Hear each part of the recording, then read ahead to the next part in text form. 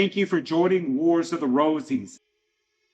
And this is Fellowcraft from the Encyclopedia of Freemasonry by Albert G. Mackey. Fellowcraft.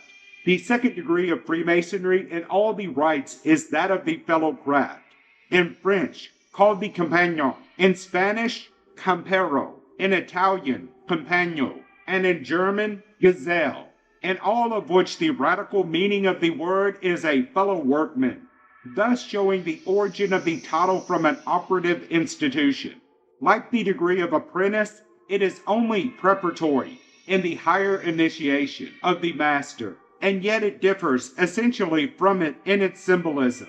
For, as the first degree was typical of youth, the second is supposed to represent the stage of manhood, and hence the acquisition of science is made its prominent characteristic, while the former is directed in all its symbols and allegorical ceremonies to the purification of the heart. The latter is intended by its lessons to cultivate the reasoning faculties and improve the intellectual powers.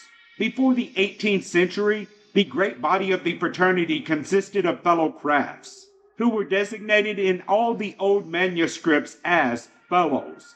After the revival in 1717, the Fellowcrafts, who then first began to be called by that name, lost their prominent position, and the great body of the brotherhood was, for a long time, made up altogether of apprentices, while the government of the institution was committed to the masters and fellows, both of whom were made only in the Grand Lodge until 1725, when the regulation was repealed, and subordinate lodges were permitted to confer these two degrees.